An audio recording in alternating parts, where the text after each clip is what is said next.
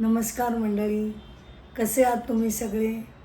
मी संध्या सप्रे यूट्यूबवरील माझ्या आध्यात्मिक चॅनल अमृताचे डोही यामध्ये मी तुम्हा सगळ्यांचं मनापासून स्वागत करते.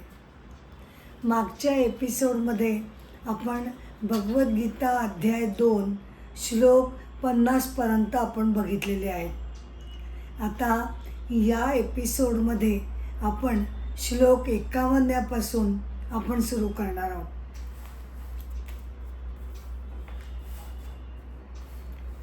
श्लोक 51. समत्व बुद्धीने ज्ञानी पुरुष युक्त झाले म्हणजे कर्मफलाचा त्याग केल्यानं ते जन्माच्या बंधनापासून मुक्त होऊन परमेश्वराच्या दुःखविरहित पदाला ते जाऊन पोचतात. समत्व बुद्धी म्हणजे काय ते आपण बघितलं मागच्या श्लोकामध्ये. तर अशी समत्व बुद्धी मनाचा सारखेपणा ठेवून जेव्हा मनुष्य आपल्या कर्मांना आरंभ करतो तेव्हा त्यामुळे तो त्याची त्या कर्माची फळं किंवा बंधनं ही पाठीमागे जाऊन पडत नसल्यामुळे त्या ज्ञानामुळे संचित शून्य होतं आणि तो परमेश्वर पदाला जाऊन पोचतो. आता इथे एक कथा मी घेते त्यासाठी. अर्थातच आदी शंकराचार्यांना जेव्हा ते त्रिचूरचे ज्योतिषी त्यांच्या घरी येऊन भेटले आणि त्यानंतर शंकरांनी आपल्या मातेची समजूत घातली. त्यांच्या लक्षात आलेलं होतं की आपल्याला संन्यास घ्यायचा आहे, पण आपली माता तो आपल्याला त्याची अनुमती देणं, परमिशन देणं हे शक्य नाही. हे जेव्हा त्यांच्या लक्षात आलं तेव्हा आता काय करायचं हा मोठा प्रश्न पडलेला होता. एके दिवशी ते आणि त्यांची माता पूर्णा नदीवर स्नानासाठी म्हणून गेले. माता तिथे किनाऱ्यापाशी उभी होती आणि बालशंकर नदीमध्ये त्यांनी उडी घेतली. थोड्या वेळाने त्यांचा मोठमोठ्याने आक्रोश मातेच्या कानावर ऐकू आला. मेलो मेलो ग माते मेलो. अगं हे बघ, मगरीनं माझा पाय घट्ट धरून ठेवलाय. आता काय मी यातून सुटत नाही. मेलो मेलो मेलो. आर्यांबाला त्यांचा तो आक्रोश काही ऐकवेना आणि काय करावं ते सुचेना. ते शंकर पुढे तिला म्हणू लागले, ते ज्योतिषी येऊन गेले, त्यांनी सांगितलंच आहे 8व्या वर्षीचा मृत्यूयोग आहे. माते अगं, मला निदान मृत्यू पावण्यापूर्वी मला संन्यास घ्यायची परवानगी तरी दे ग आत्ता. म्हणजे मग निदान माझी शेवटची इच्छा पूर्ण झाली असं तरी मला मानता येईल. आर्यांबाचं डोकं भणभणून गेलं. काय हे एवढासा 7 वर्षाचा मुलगा आणि काय मरणाची अभद्र भाषा बोलतोय हा. तिनं कानावर हात ठेवले आणि ती म्हणाली, काय रे सारखं तुझं संन्यास चाललेलं आहे आणि मरणाच्या तू काय गोष्टी करतोस रे माझ्या पुढे. उदंड आयुष्य मिळू दे तुला बाळा. माझ्यासमोर असलं काही बोलू नकोस. तुला संन्यास घ्यायचा ना, घे तू. दिली मी तुला अनुमती, पण ह्याच्या पुढे तू असा हा विषय माझ्या पुढे काढू नकोस. थोड्या वेळाने बालशंकर त्या मगरीच्या तिने जे पकडून ठेवलेलं होतं त्यातून ते प्रयत्नाने निसटले आणि ते वरती किनाऱ्यावर आले. एव्हाना आर्यांबा भावना वेगानं अक्षरशः बेशुद्ध होऊन तिथे काठावर पडलेली होती. शंकरने तिला प्रेमानं जवळ घेतलं, मांडीवर घेतलं आणि ती हळूहळू ती त्या बेशुद्धीतून जागी झाली. शंकरला नीट चांगल्या स्थितीत बघून तिला अतिशय आनंद झाला आणि ती म्हणाली, चला बाळा, तुझ्यावरचं संकट टळलं रे बाबा, देवाचीच कृपा आहे. चल चल आपण आता घरी जाऊया बरं. त्याबरोबर शंकरनी तिला विचारलं की घरी? हां, कोणत्या घरी, कुणाच्या घरी? अरे असं काय बोलतोस तू, आपल्या घरी. माते, अगं तू विसरलीस का, मला संन्यास घेण्यासाठी तू आत्ताच नाही का मला अनुमती दिलीस? मग मी त्या क्षणी आतुर संन्यास मनातल्या मनामध्ये घेऊन टाकला आणि आता संन्यास ग्रहण केल्यानंतर कुठेही कोणाच्याही घरात राहण्याची आम्हाला परवानगी नसते. त्यामुळे मी आता आपल्या गावच्या श्रीकृष्ण मंदिरामध्ये थोडे दिवस राहीन आणि मग तिथून मी पुढे निघून जाईन. आर्यांबाला काय बोलावं ते कळत नव्हतं, पण तिला एवढं मात्र कळलं की काही का असेना आपला मुलगा सुखरूप राहिला आणि आपल्या डोळ्यासमोर आज तो आपल्याला दिसतोय. त्याच्या मनची इच्छा पूर्ण होणं हे अतिशय महत्त्वाचं आहे. तिनं मनावर दगड ठेवला आणि त्याच्या इच्छेला तिने संमती दिली. अशा प्रकारे अवघं 8वं वर्ष लागलेले आदि शंकराचार्य घराचा त्याग करून श्रीकृष्ण मंदिरामध्ये थोडे दिवस राहू लागले.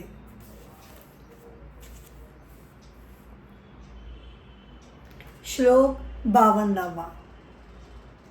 जेव्हा तुझी बुद्धी, भगवान असं सांगतायत, जेव्हा तुझी बुद्धी मोहाच्या गढूळ आवरणातून बाहेर पडेल, तेव्हा जे ऐकलं असेल ते आणि जे ऐकायचं असेल ते, या दोन्हीचाही तुला कंटाळा येईल. कंटाळा किंवा तुला दोन्ही गोष्टी तुला नकोशा होतील. म्हणजे यज्ञ या कर्मकांड याच्यामध्ये जे काही वेगवेगळे विधी समजावून सांगितलेले असतात, त्याचं तुला आता प्रयोजन राहिलेलं नसल्यामुळे, कोणतीही इच्छा तुला आता, भौतिक इच्छा तुला काही पूर्ण करायची नसल्यामुळे त्या वैदिक कर्मकांडातलं ज्ञान तुला ऐकण्याला तुला नकोसं वाटायला लागेल. श्लोक 53. वेदवाक्यांनी गांगरून गेलेली तुझी बुद्धी, वेदवाक्यांनी गांगरून गेलेली तुझी बुद्धी, जो हा समाधी वृत्तीमध्ये तुझी बुद्धी जेव्हा स्थिर होईल, तेव्हा हा साम्य बुद्धिरूप योग तुला प्राप्त होईल. म्हणजे काय तर वेगवेगळ्या कर्मफळांना भुलून, म्हणजे बाबा तुम्ही असं केलं तर तुम्हाला हे यज्ञयाग केले तर अशी प्राप्ती होईल वगैरे हजारो गोष्टी ऐकून मनुष्य गोंधळून जातो. त्या सगळ्या गोंधळातून जेव्हा तू बाहेर पडशील आणि तुझं मन स्थिर होईल, आणि ते समाधी अवस्थेत, म्हणजे काय की दृढपणे भगवंतांच्या चरणी लीन होऊन तुझी बुद्धी जेव्हा स्थिर होईल, तेव्हा तुला हा साम्य बुद्धिरूप योग तुला प्राप्त होईल.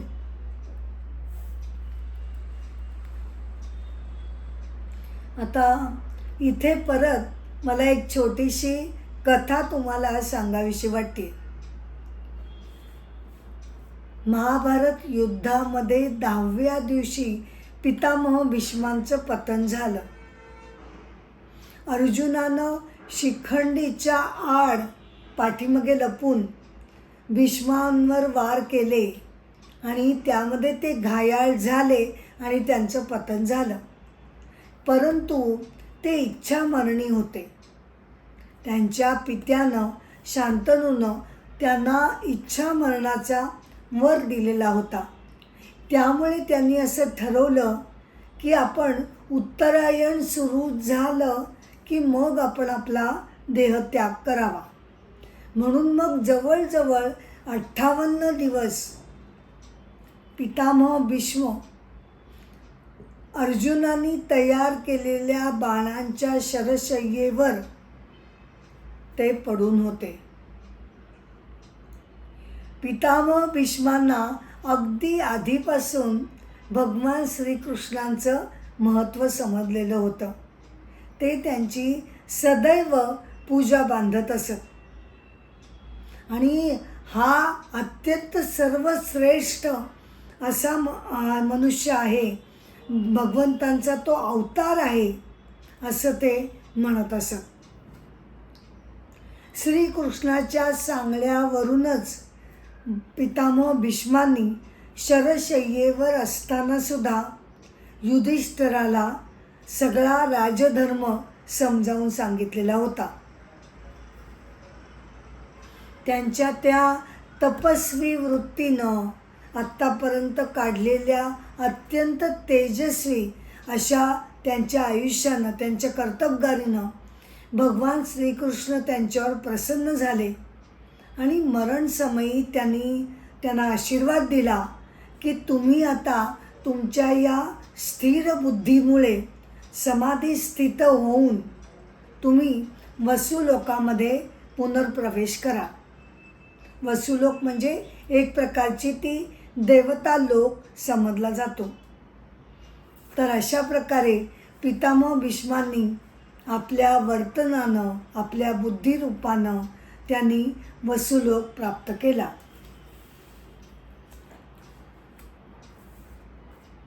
श्लोक 54. अर्जुन म्हणाला, हे केशवा, समाधिस्थ स्थितप्रज्ञ कुणाला म्हणावे? त्या स्थितप्रज्ञाचं बोलणं, बसणं, चालणं कसं काय असतं ते मला सांगा. स्थितप्रज्ञ ही सुद्धा अत्यंत वैशिष्ट्यपूर्ण अशी टर्म किंवा संज्ञा भगवद्गीतेनं आपल्याला दिलेली आहे. स्थितप्रज्ञ म्हणजे ज्याची प्रज्ञा म्हणजे ज्याची बुद्धी ही स्थिर असते असा तो स्थितप्रज्ञ. आता अर्जुन त्यांना विचारतोय, समाधिस्थ स्थितप्रज्ञ कुणाला म्हणावे? काय आहे ना की आत्तापर्यंत भगवंतांनी आत्मज्ञान त्याच्याबद्दल सविस्तर माहिती दिली. आत्म्याचं स्वरूप, नंतर त्यासाठी लागणारी समत्व बुद्धी वगैरे सगळ्या गोष्टी त्यांनी उलगडून दाखवल्या. तर आता आत्मज्ञान घेतल्यानंतर त्या ज्ञानी पुरुषानं समाजामध्ये कसं वागावं हा महत्त्वाचा प्रश्न आहे. त्यानं संपूर्णपणे संन्यास घेऊन समाजाचा त्याग करून कुठेतरी एकांतात जावं की त्यानं काय करावं? भगवद्गीतेचं असं स्पष्ट सांगणं आहे की आता आत्मज्ञान प्राप्ती झाल्यानंतर म्हणजे काय की आता त्याला समजलं आहे मी शरीर आणि मन नसून मी ईश्वरीय तत्व आहे.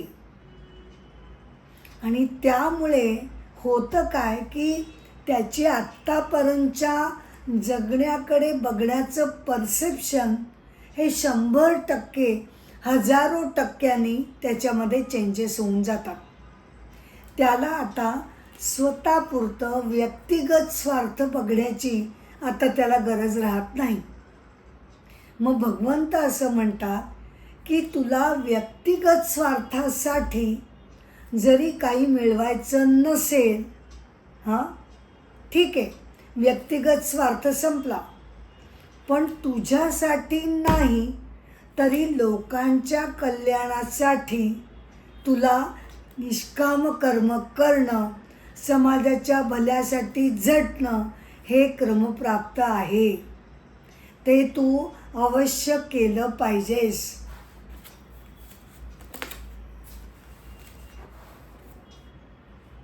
का?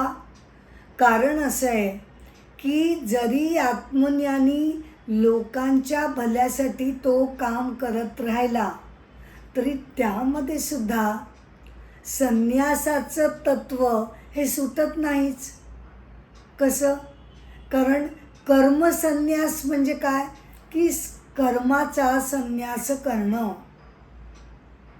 आणि निष्काम कर्मयोगामध्ये काय घडतं तर कर्माचा संन्यास जरी केला जात नाही तरी त्यातील फलाशेचा, कर्मफळाच्या इच्छेचा हा संन्यास मात्र जरूर केला जातो. कर्मफळाच्या इच्छा, त्याचं सगळी वासना, त्याची आसक्ती ही सगळी ज्ञानीनं त्याने त्यागलेली असते. म्हणजे संन्यासाचं तत्व हे निष्काम कर्मयोगामध्ये कर्म करून सुद्धा कायम राहतं.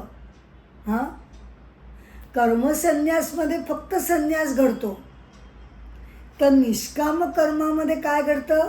कर्मही घडतं आणि फलाशेचा संन्यासही त्यामध्ये घडतो. त्यामुळे भगवंतांचं असं म्हणणं आहे की आत्मज्ञानीनं समाजाकडे पाठ फिरवू नये. अत्यंत निष्काम वृत्तीनं, परमेश्वरार्पण बुद्धीनं बरं का, जो कोणी निर्लेप मनानं कर्म करत राहतो तो जरी संसारी गृहस्थ असला तरीसुद्धा त्याला नित्य संन्यासीचं म्हणायला पाहिजे. हे भागवतातलं प्रमुख सूत्र आहे. भागवत धर्म जो आहे तो कसा आहे? तो प्रवृत्तीपर धर्म आहे. म्हणजे तुम्ही समाजापासनं तुम्ही पाठीमागे जाऊ नका. तुमची जी कर्तव्य आहेत ती तुम्ही आमरण करत राहा, असा भागवत धर्म संदेश देतो. भागवत धर्म हा ऋतधर्मापासून आलेला आहे बरं का. अगदी पाठीमागे जायचं झालं तर ऋतधर्म हा वैदिक कालीन त्याला ऋतधर्म असं म्हणत असत आणि त्याचा नियंत्रक वरुण राजा मानला जाई. वरुण देवता ही ऋतधर्माची संरक्षक मानली जाई. ऋतधर्म म्हणजे थोडक्यात काय तर व्यक्ती, समाज आणि परमेष्ठी, व्यष्टी, समष्टी आणि परमेष्ठी या तिघांचं एकत्रितपणे बांधलं जाणं आणि प्रत्येक घटकाचा त्यामध्ये विचार करणं म्हणजे ऋतधर्म. मग समाज परिस्थिती बदलेल, काळ बदलेल, त्याप्रमाणे तुमची जी बाकीची धारणा आहे ती तुम्ही अवश्य बदलू शकता. प्रवाहीपणा ऋतधर्मानं मान्य केला की आत्ताचा जो विचार आहे तोच पकडून चालण्याची गरज नाही. फक्त मुख्य तत्व जी आहेत ती फक्त समोर आदर्श ठेवून कालानुरूप तुम्ही त्याच्यामध्ये बदल करू शकता. तर ऋतधर्मापासून भागवत धर्म निघालेला आहे आणि भागवत धर्म हा भगवद्गीतेमध्ये प्रतिबिंबित झालेला आहे. त्यामुळे भागवत धर्म असं सांगतो की भक्तिरसपूर्ण निष्काम कर्म मनुष्यानं करत राहावं.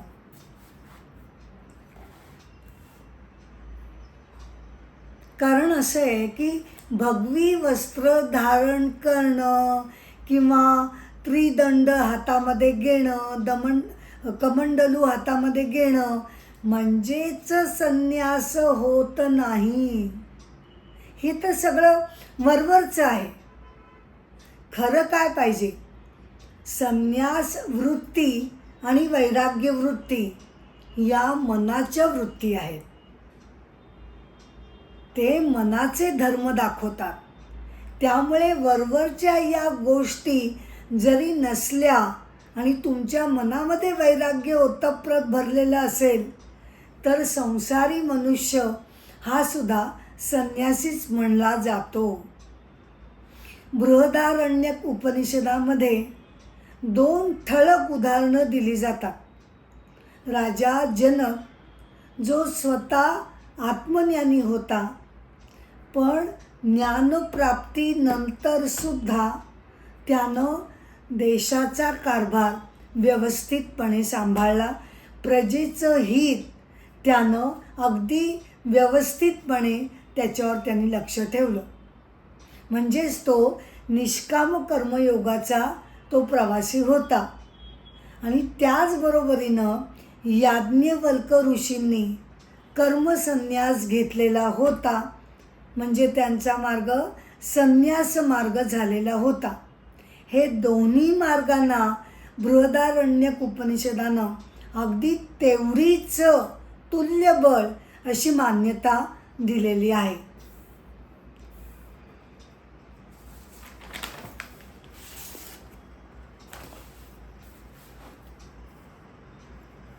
आता 54व्या श्लोकमध्ये त्यानं जे विचारलं आहे की स्थितप्रज्ञाचं बोलणं, बसणं, चालणं हे कसं असतं, तर हे सगळे वरवरचे शब्द आहेत.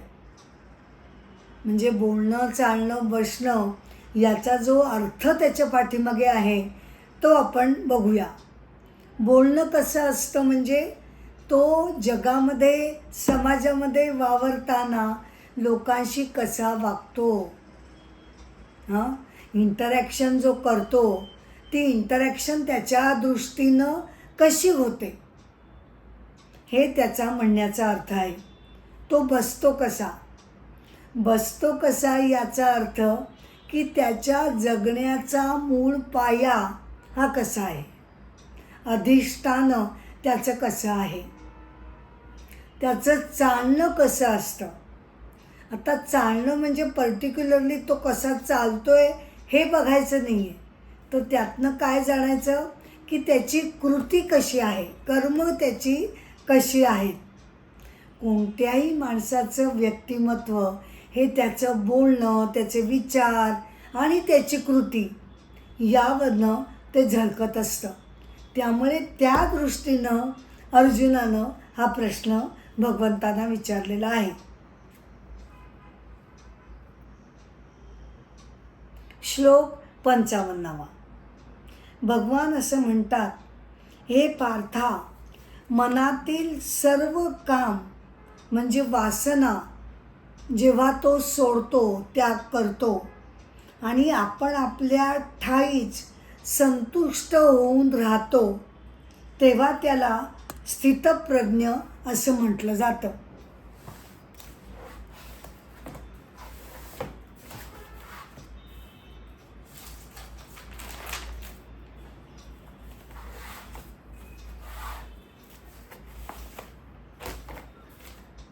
जेव्हा तो सगळ्या वासनांचा त्याग करतो.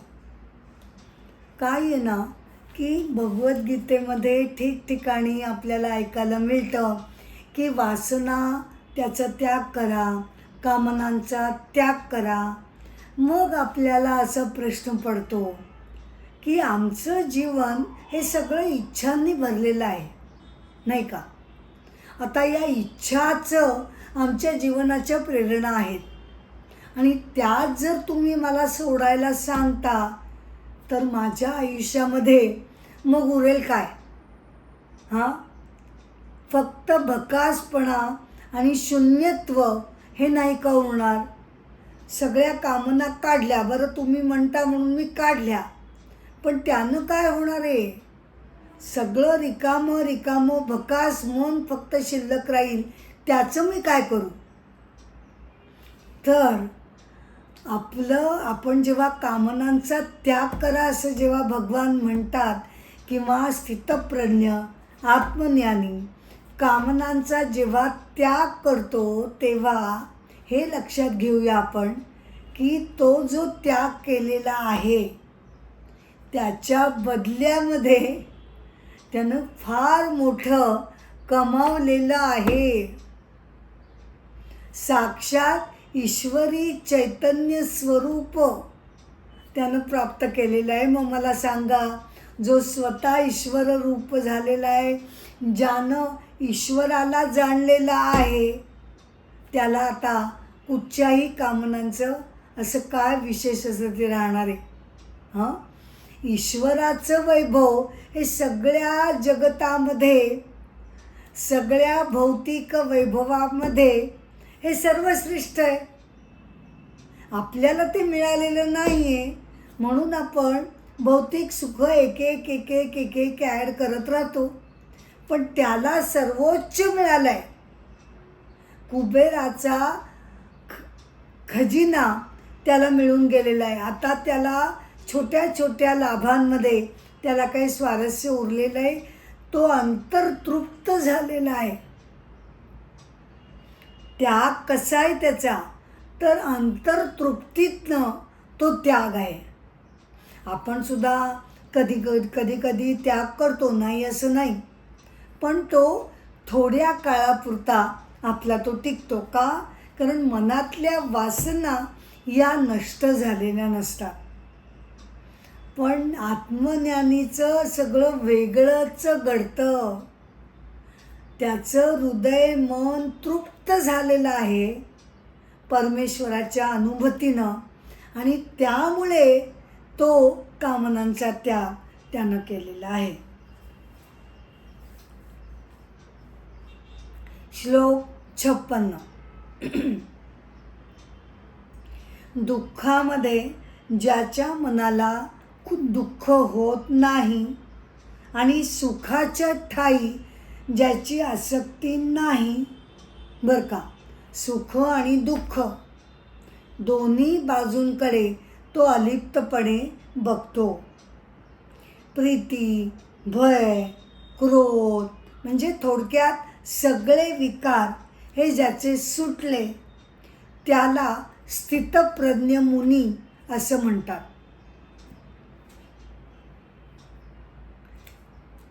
मुनी म्हणजे काय? कुणाला म्हणतात मुनी? जो मननशील आहे तो मुनी, त्याला मुनी म्हटलं जातं. ज्याच्यामधून सगळे विकार, वासना, भावना, सगळ्यांचे ते आवेग हे जेव्हा पूर्णपणे नष्ट झालेले असतात तेव्हा त्याला मनन करणारा तो मुनी या अर्थाने मुनी म्हटलं जातं. मनन करणं म्हणजे मौन धारण करणं. आता मौनाचे काही 3-4 प्रकार आहेत बरं का, ते सांगते मी. ह्या विषय निघालेलाच आहे. तर एक आहे आकार मौन, म्हणजे जेव्हा आपण या मार्गावर चालावं अशी जेव्हा आपल्याला इच्छा होते तेव्हा प्रयत्न करून बघूया या हेतूनं जेव्हा मनुष्य आठवड्यातनं एकदा, 10 दिवसातनं एकदा असं मौन पाळायचा निश्चय करतो, ती सुरुवात असते. त्याला आकार मौन असं म्हटलं जातं. मग त्यानंतर त्याच्यामध्ये तो चांगला बऱ्यापैकी एक्सपर्ट झाला की मग येतं काष्ठ मौन. काष्ठ म्हणजे लाकूड. काष्ठाला स्वतःच्या वासना नसतात. त्यामुळे काष्ठ मौन म्हणजे असं मौन की ज्यामध्ये आपल्या ज्या सूक्ष्म सूक्ष्म कामना, इच्छा राहिलेल्या आहेत त्या नष्ट करणं म्हणजे काष्ठ मौन. आणि मग त्यानंतर तिसरा प्रकार जो आहे त्याला निर्वासन मौन असं म्हटलं जातं. निर्वासन मौनामध्ये काय घडतं तर तेव्हा संपूर्णपणे अगदी तळागाळातल्या सूक्ष्मातिसूक्ष्म कामनासुद्धा त्यांचं पूर्णपणे त्या नष्ट केल्या जातात आणि मन एखाद्या निळाशार अगदी स्वच्छ तळ्यासारखं पूर्णपणे जेव्हा स्वच्छ शुद्ध होतं तेव्हा त्याला निर्वासन मौन असं म्हटलं जातं. आणि बरं का, असं म्हणतात की ज्याला हे निर्वासन मौन साधलं त्याला वाचा सिद्धी प्राप्त होते. म्हणजे काय की तो जे बोलतो ते खरं होतं. त्याचप्रमाणे जो मनुष्य अहंतेचा त्याग करतो, अहमपणा, मीपणा, अहंतेचा तो त्याग करतो आणि ममतेचा त्याग करतो, माझं, मीपणा आणि माझं, या दोन्ही गोष्टी जेव्हा मनुष्य संपूर्णपणे त्यागतो तेव्हा त्याला कथनता नावाची सिद्धी प्राप्त होते. कथनता म्हणजे त्याला पुढचे मागचे जन्म हे त्याला कळू शकतात असं म्हटलं जातं.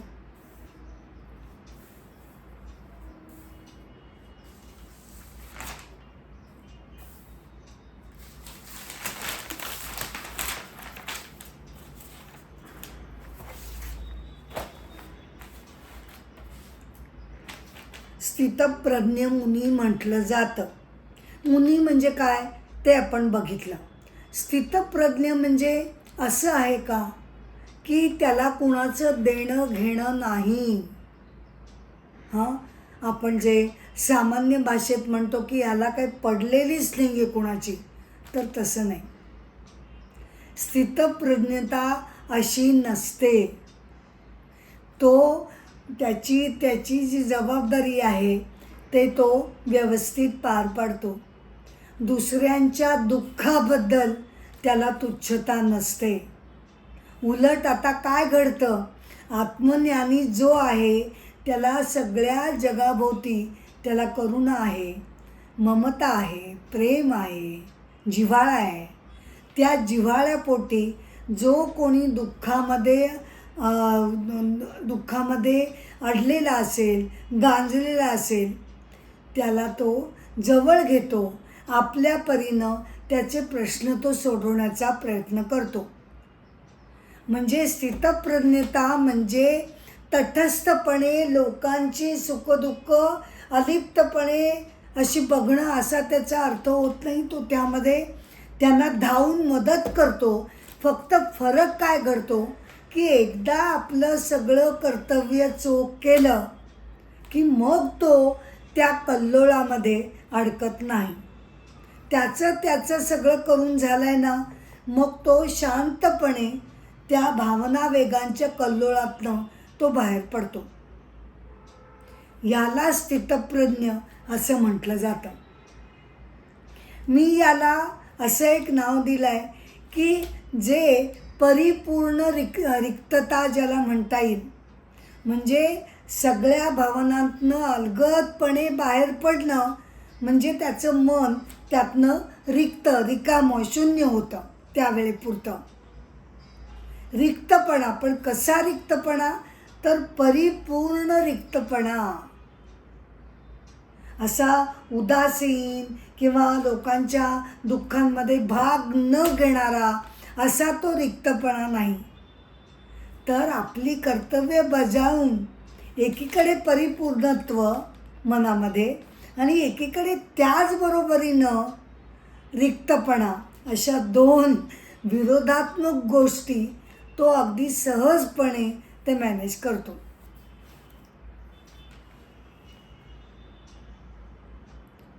श्लोक 57. सर्व गोष्टीमध्ये ज्याचे मन निस्संग झाले आणि यथाप्राप्त शुभाशुभाचा म्हणजे कर्मफळांचा ज्याला आनंद किंवा विषाद नाही, त्याची बुद्धी स्थिर झाली असं म्हणायचं.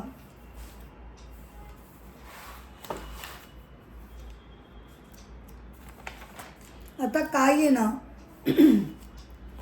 आत्मज्ञानी मनुष्य झाला म्हणजे त्याचा अर्थ काय होतो की तो शरीर आणि मनाला वेगळं समजायला लागतो. हे माझं नाही आहे, हे माध्यम आहे, पण ते म्हणजे मी नाही आहे. आपलं आयडेंटिटी काय आहे, आपली आयडेंटिटी आहे शरीर आणि मन. आता त्याचं आधार कार्डच बदलून गेलेलं आहे आत्मज्ञानीचं. माझं आधार कार्ड शरीराशी संबंधित आहे, त्याचा आधार कार्ड आता आत्मतत्वाशी संबंधित आहे. त्याची आयडेंटिटी आता आत्मा आहे. आणि त्यामुळे सुखदुःखही कोणाला होतात? शरीराला. मनाला सगळा त्रास होतो, उद्वेग होतो, क्रोध येतो. पण ते त्याची आता आयडेंटिटीच राहिलेली नसल्यामुळे तो अलिप्तपणे त्याकडे ते बघू शकतो. ती क्षमता त्याला कशाने मिळते आणि आपल्याला का नाही मिळत?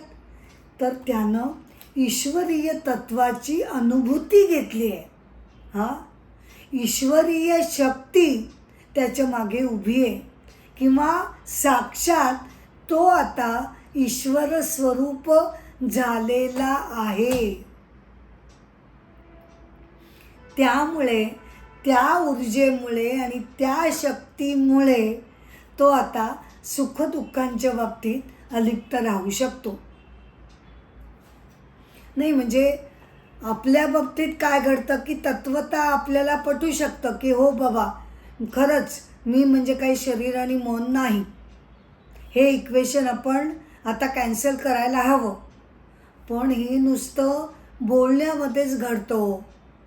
प्रत्यक्ष जर काही कोणी मला पटकन काही उलटून बोलला, रागवून बोलला, माझा अपमान केला, तर मग तेव्हा मी विसरून जाते की हे शरीर मनावर झालेले आघात आहेत आणि ते माझे नाही आहेत. त्यामुळे मी जरा डोकं शांत ठेवून अलिप्तपणे बघणंच चांगलं. नाही, तेव्हा मी हे सगळं विसरून जाते आणि उसळून माझ्या रिॲक्शन्स द्यायला सुरुवात करते.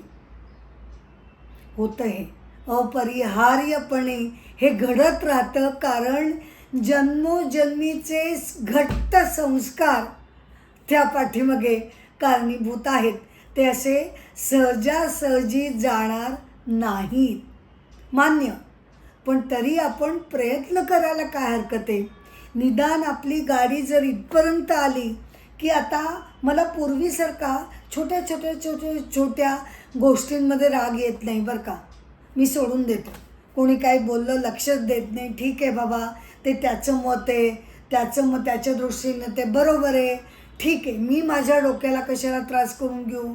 असं निदान छोट्या गोष्टी जरी मी माझ्या आयुष्यातनं वजा करून टाकल्या, डिलीट केल्या, तरी केवढा आपला डोक्यावरचा घेतलेला भार हा इतका हलका होतो. म्हणून सांगू की हळूहळू आपण त्या दिशेने मार्गक्रमण करतो.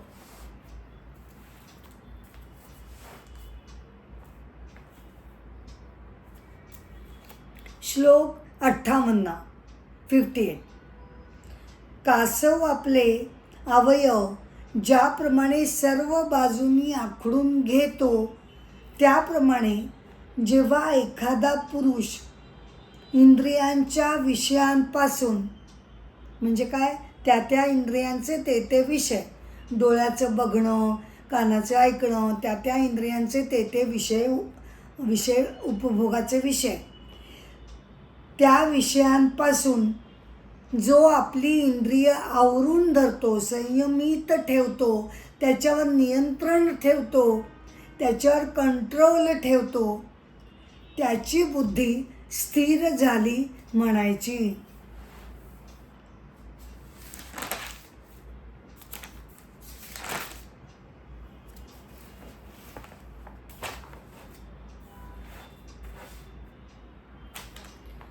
आपण सर्वजण या इंद्रियांपासनं जे उपभोग मिळतात त्यामध्ये पूर्णपणे अडकलेलो असतो. अजून तृप्ती म्हणून काही होत नाही. का? कारण आपण सगळेजण स्वतःला कायम अतृप्त समजतो, असमाधानी. काहीतरी अपूर्ण आहे. मला पूर्णत्वानं समाधान केव्हा मिळेल? तर ते मिळतच नाही. भौतिक गोष्टी कितीही ॲड करत राहिलो तरी आयुष्याच्या अंतापर्यंत त्यानं पूर्णत्व आपल्याला मिळत नाही. आपण मात्र एक एक गोष्ट मिळत गेली म्हणजे आता मला कंप्लीट सॅटिस्फॅक्शन मिळेल या भ्रमामध्ये आपण राहत असतो. पण आपल्या शरीर मनाच्या दृष्टीनं हा न संपणारा गेम आहे. आपण जर त्याच्याच वर्तुळामध्ये फिरत राहिलो तर त्या वर्तुळातनं त्याला छेद देऊन आपण बाहेर पडू शकत नाही. याच्या उलट आत्मज्ञानीचं वर्तुळ आता चेंज झालेलं आहे. आपलं वर्तुळ आहे शरीर मन बुद्धी, त्यामध्ये आपण वासना इच्छा तृप्ती कर्म प्रयत्न परत नवीन वासना हे वर्तुळ. आणि ज्ञानीच्या वर्तुळामध्ये तो खंबीरपणे उभा आहे. त्याला पण विषय उपभोग येत असतात त्याच्याही जीवनात, मग तो नाकारतो का? नाही. पण त्याची वृत्ती कशी असते? मिळाले वा व्हेरी गुड, नाही मिळाले तर त्याचा तडफडाट होत नाही. काय करू, मला हे अजून मिळालं नाही आहे, शेजारच्यांना मिळालं सगळ्यांना मिळालं, मला काही अजून ते प्राप्त झालेलं नाही. हा शोक मनामध्ये नाही, काहीही नाही. नाही मिळालं हरकत नाही. दोन्हीकडे सारखेपणानं तो बघत असल्यामुळे इंद्रिय त्याच्या कंट्रोलमध्ये आहेत. ते वर्तुळ आहे ना, त्याचं जो केंद्रबिंदू आहे तो त्यानं घट्ट धरलेला आहे. आणि तुम्ही माझ्या आज्ञेमध्ये राहायचं आहे ही त्याची इन्स्ट्रक्शन आहे. आणि मी कशी आहे? मी ते जे सांगतील इंद्रिय बाहेरचे उपभोग त्यांच्याप्रमाणे माझा केंद्रबिंदू सतत हलत असतो.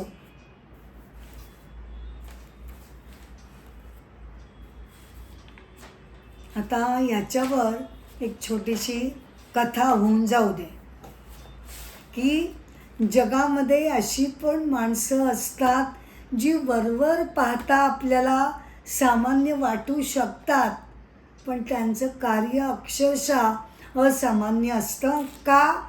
तर भगवद्गीतेनं सांगितलेली आयुष्याच्या आनंदाची गुरुकिल्ली त्यांना मिळालेली असते. ते त्याप्रमाणे वागत असतात. डॉक्टर भक्ती यादव, त्यांना डॉक्टर दीदी असं त्यांच्या खेडेगावामध्ये सन्मानानं नाव पडलेलं होतं. डॉक्टर दीदी. जन्म 1926, मृत्यू 2017. पद्मश्रीनं त्यांना सन्मानित केलं गेलं. त्यांचा जन्म उज्जैनमध्ये झालेला होता 1926 साली. म्हणजे ज्या वेळेला मुलींना फारसं शिकवलं जात नसे त्यावेळेला त्या MD गायनकॉलॉजिस्ट झाल्या आणि स्वतःचं गोरगरिबांना सेवा देण्यासाठी म्हणून, सेवा देता यावी म्हणून त्यांनी स्वतःचं क्लिनिक आणि हॉस्पिटल उघडलं. वत्सालय नर्सिंग होम अशी त्यांनी त्या हॉस्पिटलची स्थापना केली आणि गरीब महिलांना त्यांनी 1948 पासून विनामूल्य सेवा द्यायला सुरुवात केली. इंदोरमधील त्या पहिल्या महिला डॉक्टर होत्या आणि गोरगरिबांबद्दल अतीव कणव त्यांच्या मनामध्ये असल्यामुळे आपण हे जे सगळे श्लोक बघतोय, इच्छा कामनांना आवर घाला, ह्या आवर घालणारा या आत्मज्ञानी यांना म्हणायचं नाही तर वेगळं काय नाव द्यायचं? की ज्यांनी संयम ठेवलेला आहे, प्रायोरिटी वाईज त्यांनी स्वतःचं आयुष्य डिझाईन केलं होतं की काय महत्त्वाचं आहे नेमकं आयुष्यात. म्हणजे भौतिक गोष्टीला नाकारायचं नाही आहे, त्या आवश्यक आहेत, त्यांना तुच्छ म्हणायचं नाही आहे. पण लिमिट कुठेतरी जर आपण आखून घेतली तर काय घडतं की आपलंही आयुष्य अतिशय सुसंघटितपणे जातं आणि काहीतरी या शरीर मनाच्या बाहेर पण जी मूल्य असतात त्याचा विचार आपल्या हातून घडला जातो.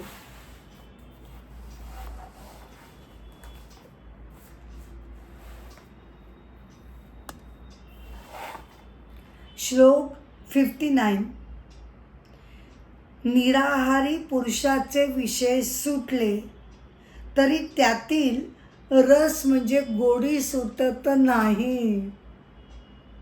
असं थोडंसं ना हे ऐकलं की गालातल्या गालात हसू आल्याशिवाय राहत नाही की भगवंतानी आपल्या स्वभावाचं मर्म किती अचूकपणे जाणलं आहे. निराहारी म्हणजे काय? उपवास करणं, शरीराला क्लेश देणं वगैरे जे प्रकार केले जातात हे जरी वरवर केले गेले तरी आतली जी गोडी आहे विषयांबद्दलची, अन्नाबद्दलची वासना जी आहे ती काही सुटत नाही. पण परब्रह्माचा अनुभव आल्यानंतर आत्मसाक्षात्कार घडल्यानंतर सर्व विषयातील गोडी ही तुमची पूर्णपणे निघून जाते. म्हणजे भगवंतांना यातनं काय सांगायचं आहे? उपवास वगैरे धरू नका असं म्हणायचं आहे का? नाही. तुम्हाला झेपतील तेवढे प्रत्येकाने उपासना करावी, व्रतवैकल्य धरावीत, त्याबद्दल काहीच प्रश्न नाही आहे. पण उगाच अट्टाहासानं ते करायला जाऊ नये. सगळं कसं संयमित, मोजकं आणि परिमित असावं हा संदेश भगवंत आपल्याला देऊ बघतायत. की जे काय आहे ना ते संयमित ठेवा, दोन्ही टोकं गाठू नका. मी काहीच करणार नाही हे पण अयोग्य आहे. तुमच्या साधनेसाठी उपासना, व्रतवैकल्य ही नक्कीच उपयोगी पडतात. त्यामुळे थोडंफार ते पण हवं, पण मी फक्त तेच करीन असा सुद्धा अट्टाहास नको. दोन्ही टोकं नकोत. मध्य जागी उभं राहून बॅलन्स वृत्तीनं जे काय करायचं आहे, उपवास, व्रत हे सगळं तुम्ही माफक, तुम्हाला झेपेल तसं आणि संयमित आणि नियमित अशा प्रकारे आपण करावं असं भगवान इथे सांगतायत.